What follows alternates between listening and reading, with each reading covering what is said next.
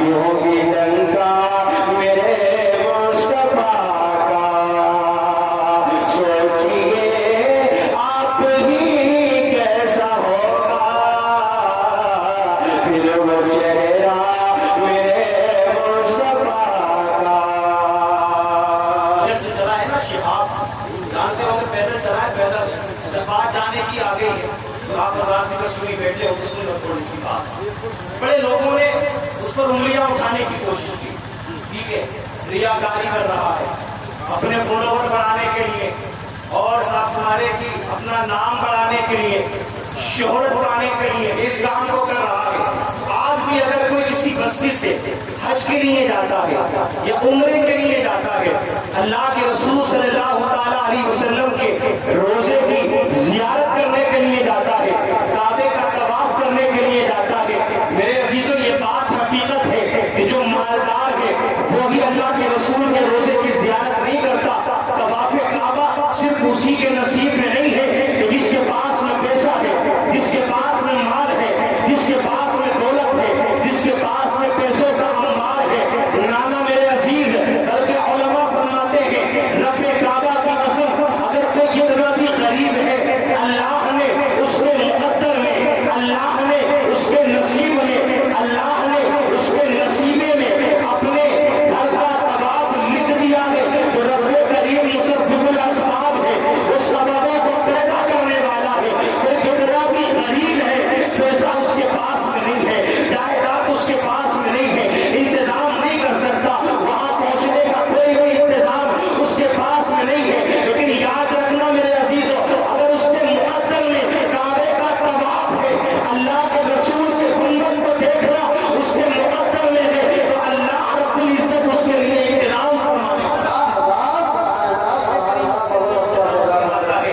اللہ رب العزت اس کے لیے انتظام فرماتا ہے. اب توجہ رکھنا، وہ جو شخص چلا تھا شہاب، پیدل چلنے کا اس نے عزم کیا، پیدل چلنے کا اس نے ارادہ کیا. کیرلا کی سرزمین سے وہ شخص چلا، جیسے ہی اس نے قدم رکھنا شروع کیے، ایک بات یاد رکھنا، کوئی بھی انسان ہو جب وہ اللہ کے رسول صلی اللہ تعالیٰ علیہ وسلم کے روزے کی زیارت کرنے کے لیے جاتا ہے، کعبے کا طواف کرنے کی غرض سے اپنے گھر سے قدم کو نکالتا ہے، تو اللہ رب العزت ہر قدم کے بدلے میں اس کو ثواب عطا فرماتا ہے. ہر قدم کے بدلے میں اس کے نامے اعمال میں نیکیاں لکھی جاتی ہے. اب توجہ رکھنا، وہاں پہنچتے پہنچتے نہ جانے وہ شخص کتنے قدم رکھے گا، طواف کعبہ کرے گا، نہ جانے کتنے قدم رکھے گا، میرے عزیزوں صفا مروا کی صحیح کرے گا، نہ جانے کتنے قدم رکھے گا. یاد رکھنا میرے عزیزوں، ہر قدم کے بدلے ثواب مل رہا ہے، ہر قدم کے بدلے نیکیاں بڑھ رہی ہیں، ہر قدم کے بدلے نیکیوں میں اضافہ ہو رہا ہے. لیکن آؤ میں بخاری شریف کی ایک حدیث آپ کے سامنے رکھتا ہوں، اس شخص کو بھی ذہن میں رکھے کہ جس نے پیدل چلنے کا ارادہ کیا تھا. میرے آقا فرماتے ہیں انما الاعمال بالنیات، عمل کا دار و مدار نیت کے اوپر ہے.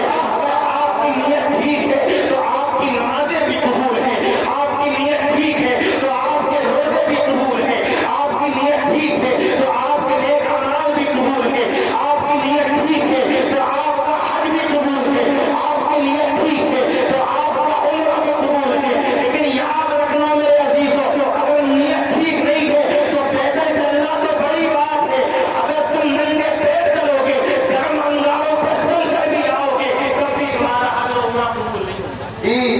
وہ لوگوں کا کام ہے باتیں بنانا. یہ مت سوچا کرو کہ لوگ باتیں بنائیں گے تو ان کے چکر میں اپنی نیکیوں کو چھوڑ دیں.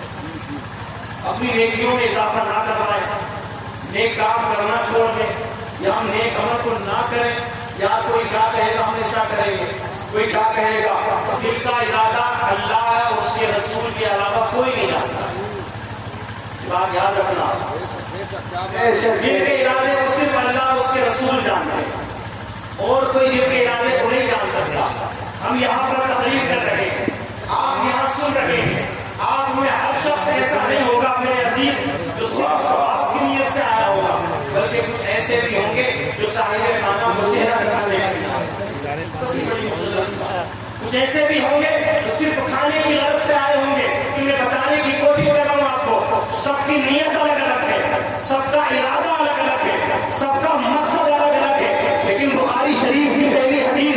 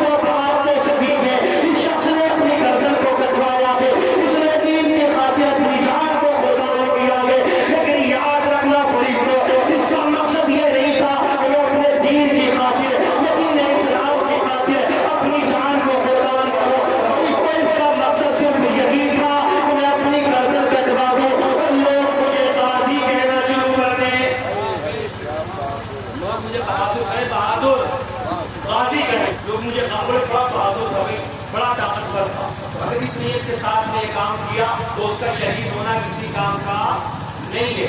یہی معاملہ حاجیوں کا ہے. تم نے کتنے حاجی ایسے دیکھے ہوں گے کہ جو دلی سے لوٹ کے واپس آ گئے, کہیں کاٹا انہوں نے ٹائم 15-20 دن لوٹ کے آ گئے, ٹھیک ہے نا. پھر ایسے خستے بھی بہت برے طریقے سے ہیں. کسی نے پوچھ لیا جاننے والے نے, پہچاننے والے نے, جو نالج رکھتا تھا کچھ وہاں کی, حضرت عصمت کو دیکھا نہیں دیتا. اب دلی سے لوٹ کے آئے تو انہیں کیا پتا حضرت عصمت کی سکے.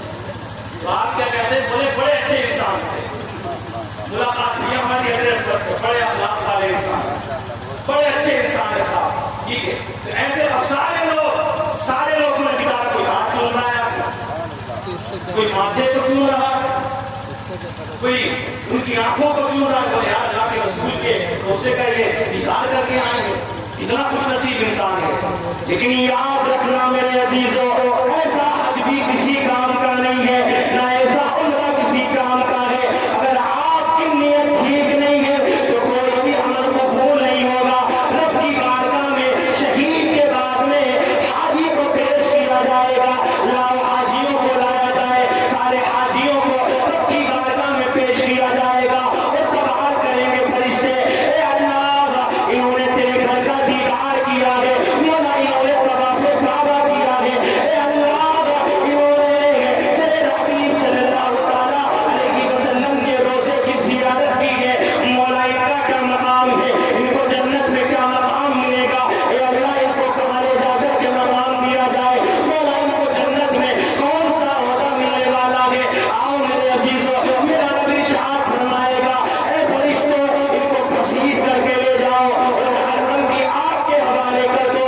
رب کریم کی بارگاہ میں فرشتے عرض کریں گے, مولا انہوں نے 4 لاکھ یا 5 لاکھ خرچ کیے, انہوں نے اتنا پیسہ خرچ کیا, کسی نے کسی سے ادھار لیا, کسی نے اپنی زمین کو بیچا, کسی نے کسی طریقے سے پیسے اکٹھے کیے, تیرے گھر کا طواف کیا, مولا تیرے حبیب کے روزے کی زیارت کی. اے اللہ ان کو جہنم کے حوالے کیوں کیا جا رہا ہے, مولا جہنم کی آگ کے حوالے ان کو کیوں کیا جا رہا ہے. رب کعبہ کی قسم, مسلمانوں اس بات کو سننے کے بعد میں اپنی نیتوں پر غور کرنا کہ ہماری نیتیں کتنی تبدیل ہو چکی ہیں, ہماری نیتوں میں کتنا بدلاؤ آ چکا ہے. میرا رب ارشاد فرمائے گا, فرشتے بات تو تمہاری صحیح ہے, انہوں نے میرے گھر کا طواف بھی کیا تھا, انہوں نے میرے حبیب کے روزے کی زیارت بھی کی تھی, انہوں نے صفا مروا بھی صحیح بھی کی تھی, انہوں نے حج بھی کیا تھا, حج کے سارے ارکان ادا کیے تھے. لیکن اے فرشتوں یاد رکھنا, یہ حج کرنے عمرہ کرنے اس لیے آئے تھے تاکہ گاؤں کے لوگ, ان کے رشتے دار انہیں حاجی کہنا شروع کر دیں, انہیں حاجی کہنا شروع کر دیں. اس لیے آئے تھے حج کرنے کے لیے. ساری باتیں دیکھو, مسجد کے اندر بھی جو سارے لوگ آتے ہیں نا, آپ جانتے ہیں میری بات, تو سارے لوگ جاتے, سب کا مقصد یہ نہیں ہوتا کہ نماز پڑھنے کا ہے, سب کے لیے یہ نہیں ہوتی ہے. دوستوں کی یہ ہوتی ہے, وہ لوٹا کی طرف کام ہوتی نہیں ہوتی ہے.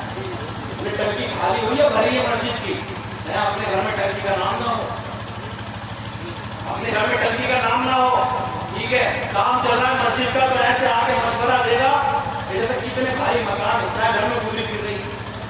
کسی کا یہ مذاق بنانے کا ارادہ نہیں, لیکن میرے عزیزوں کام ایسے کر کے جائیں تاکہ دنیا والے آپ کو محبتوں کے ساتھ لیں.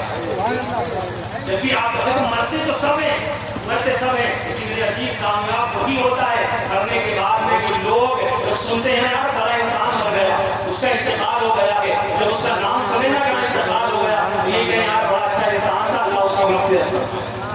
ورنہ کتنے جنازے ہم نے ایسے بھی دیکھے کہ مرتے بولے یار بڑا اچھا ہی وہ چلا گیا.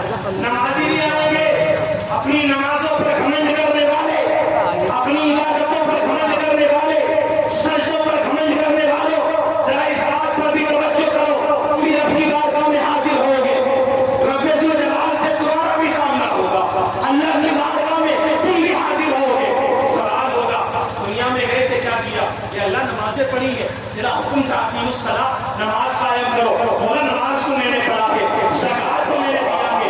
یاد رکھنا میرے عزیزوں, نمازی حاضر ہوں گے, وہ نمازی جنہوں نے صرف رکن وقتہ نہیں بلکہ نماز تہجد کو بھی پڑھا, نماز اشراق و تہجد بھی انہوں نے نہ چھوڑی, دن و رات اللہ کی عبادت میں گزارتے رہے. لیکن نیت کیا تھی,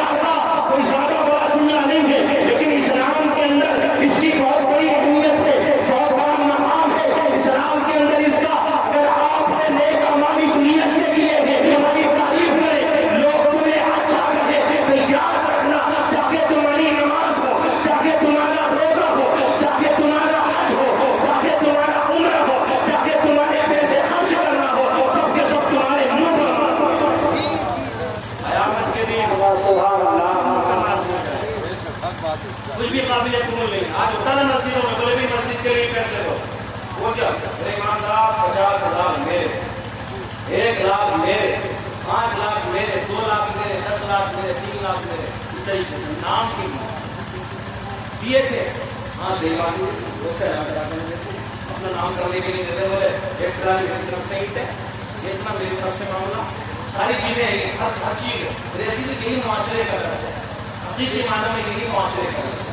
اگر ہم اس چیز کو نہیں سمجھیں گے نا تو پھر یاد رکھنا ہم نے کچھ نہیں سمجھا, کسی چیز کو ہم نے نہیں جانا, کسی چیز کو ہم نے جاننے کی کوشش نہیں کی. لیکن یاد رکھنا میرے عزیز, کوئی بھی عمل کرو, کوئی بھی کام کرو, نیت ٹھیک ہو, دل میں محبت رسول ہو, محبت رسول دل میں رکھے.